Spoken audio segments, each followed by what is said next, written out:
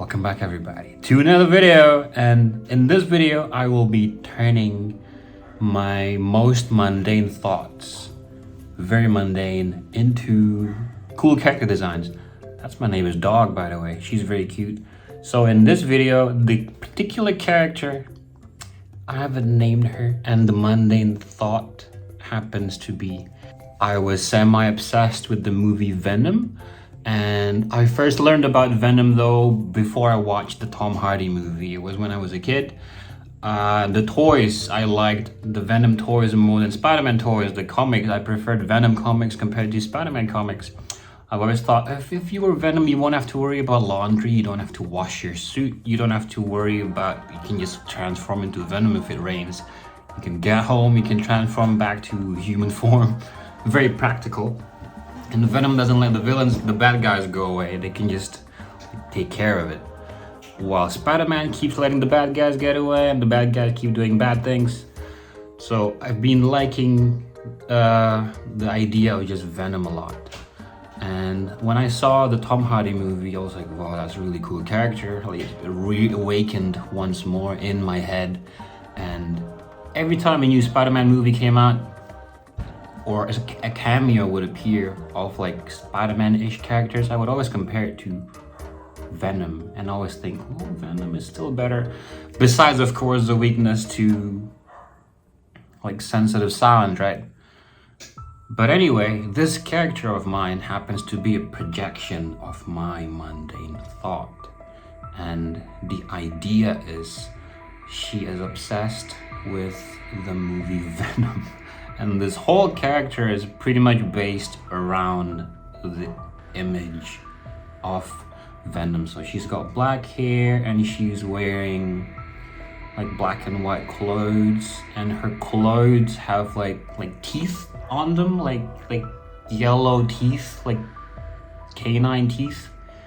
And her top happens to be white.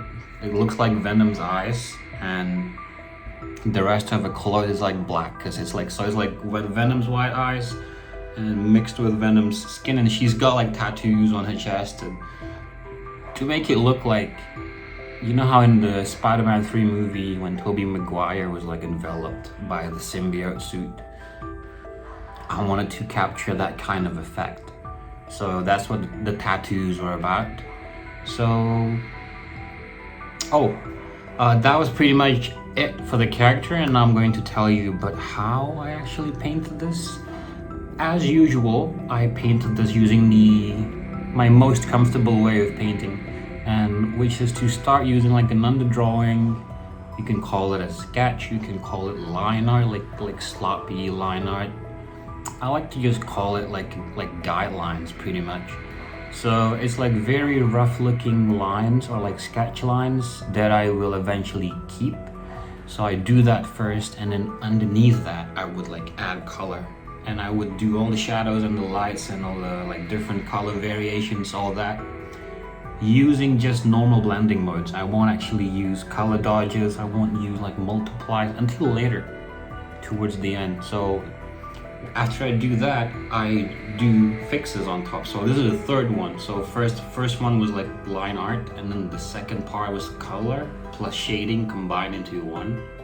And then the third one, which is often the final one, would be just painting over everything, just making sure all the parts that need to be painted over are covered up, and then things that need to be erased are gotten rid of. Like, I like to name this third phase the fixes.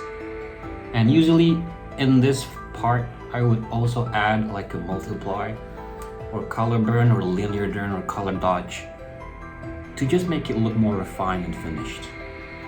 So that's pretty much it for the drawing process, and a little bit more about this particular character.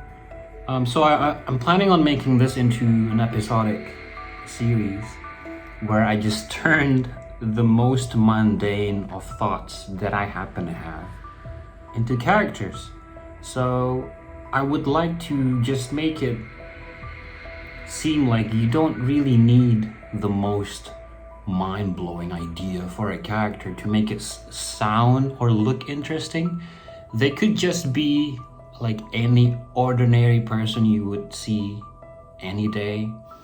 And if it's done well, they will end up looking good, sounding good, feeling good. Like it feels good to look at them, like it's cool, like you can relate to them.